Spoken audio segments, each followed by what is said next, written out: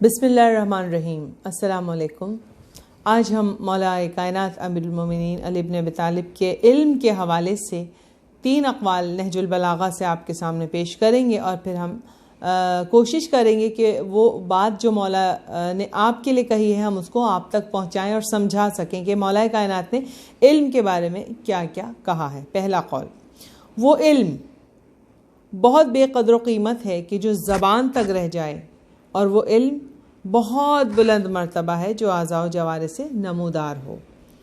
اس کا مطلب میرے مولا علی نے یہ فرمایا کہ جو علم آپ اپنی زندگیوں میں حاصل کرتے ہیں، جو آج کا دور ہے ہمارا، اور ہر دور میں انسان نے جب بھی علم حاصل کیا، ہم آج کے دور میں تو زیادہ تر بڑے کیا اور بچے کیا، سب لوگ موبائل لے کر ہی بیٹھے ہوتے ہیں، تو مختلف چیزیں آپ شیئر کر رہے ہیں، دیکھ رہے ہیں، مختلف مجالس کے کلپس دیکھ رہے ہیں، آپ مختلف علم کی چیزیں دیکھ رہے ہیں.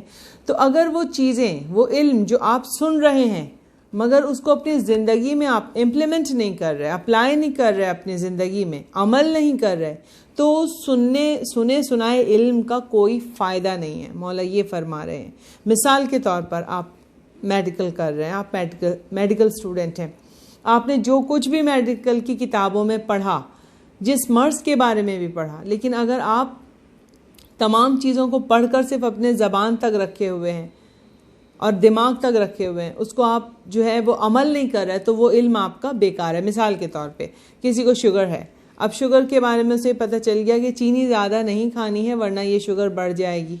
اسی طرح سے کسی کا بلڈ پریشر ہائی ہے تو اس کو نمک نہیں لینا ہے، اس لیے کہ اس کا بی پی شوٹ اپ کرے گا. لیکن وہ تمام چیزوں کو جان رہا ہے، اس کو شوگر کے بارے میں بھی معلوم ہے، اس کو بلڈ پریشر کا بھی پتہ ہے، لیکن پھر بھی وہ چینی بھی بہت کھا رہا ہے اور وہ نمک بھی بہت لے رہا ہے.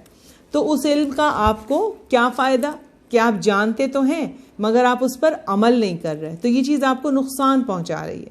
تو میرے مولا علی علیہ السلام نے فرمایا کہ علم وہ ہے کہ جب آپ اسے سیکھ لیں، سمجھ لیں، حاصل کر لیں، تو پھر اپنی زندگیوں میں آپ اس کو امپلیمنٹ کریں، اپلائی کریں اپنی زندگی، اس پر آپ عمل کریں. مثال کے طور پر ہم مجلسوں میں بھی جاتے ہیں، ہم لیکچرز سنتے ہیں، بعض لیکچرارز جو ہوتے ہیں بہت خوبصورت انداز میں لیکچرز دیتے ہیں، ہمیں ان کا بولنا اچھا لگتا ہے، تو ان کا بہترین لیکچر سن کے ہم باہر آ کے ویسی کے ویسی ہو گئے جیسے کہ ہم تھے. اس لیکچر نے ہم پر کوئی اثر نہیں کیا، یا ہم نے ان کی اس اچھی بات سے، اس اچھے بہترین لیکچر سے کوئی چیز اخذ نہیں کی، اپنی زندگی میں اس کو ہم نے اپلائی نہیں کیا. تو اس علم کا، اس سنے سنائے علم کا ہمیں کیا فائدہ؟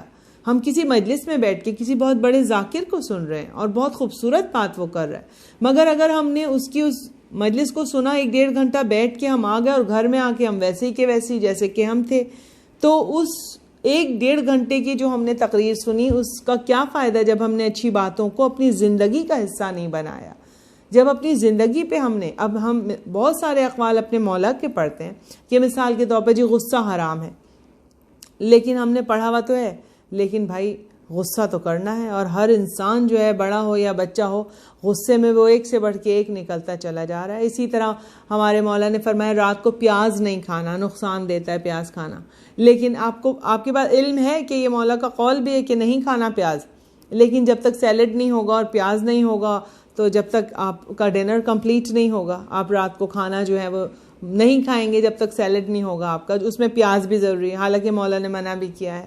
تو میرے مولا علی فرماتے ہیں کہ آپ علم حاصل کریں مگر عمل اس پہ ضرور ہونا چاہیے. جب آپ عمل کریں گے اس علم پر تو آپ دیکھیں گے کہ کتنی پازیٹیو چینجز آپ کو اپنی لائف میں، اپنی پرسنالٹی میں نظر آئیں گی. آپ کے اعضاء و جوارح سے، مولا نے فرمایا نا کہ آپ کے اعضاء و جوارح سے وہ علم نمودار ہونا چاہیے، کہ آپ کے ہاتھوں سے، بیٹھنے سے، اٹھنے سے، آپ کے عمل سے، آپ کی گفتگو سے، آپ کے ہر انداز سے وہ علم جھلکنا چاہیے، آپ کے اندر سے نور بن کر پھوٹنا چاہیے آپ کی شخصیت سے. تو یہ میرے مولا کائنات نے فرمایا کہ وہ علم بہت بے قدر و قیمت ہے جو زبان تک رہ جائے، اور وہ علم بہت بلند ہے کہ جو اعضاء و جوارح سے نمودار ہو. اور دوسرا قول میرے مولا کائنات نے فرمایا علم کے بارے میں، وہ یہ کہ علم عمل سے وابستہ ہے، لہٰذا جو جانتا ہے وہ عمل بھی کرتا ہے، اور عمل علم کو پکارتا ہے.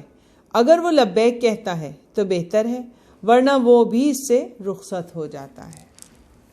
اس میں میرے مولا کائنات فرما رہے ہیں کہ علم جو ہے وہ عمل کو پکارتا ہے. اسے کیا مراد ہے؟ مثال دوں میں آپ کو کہ آپ علم حاصل کر رہے ہیں.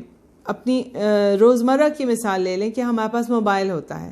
صبح سے لے کے شام تک ہم بہت ساری اچھی چیزیں ایک دوسرے سے شیئر بھی کر رہے ہوتے ہیں. ہم بہت سارے خوبصورت اقوال جو ہیں ہمارے ائمہ کے وہ ہم شیئر کر رہے ہوتے ہیں. مجلسوں کے کلپس ہم شیئر کر رہے ہوتے ہیں. اچھی باتیں ہم ایک دوسرے کو بتا رہے ہوتے ہیں. لیکن یہاں موبائل الٹا کر کے ہم نے رکھا اور ادھر ہم سب کچھ ختم بھول گئے.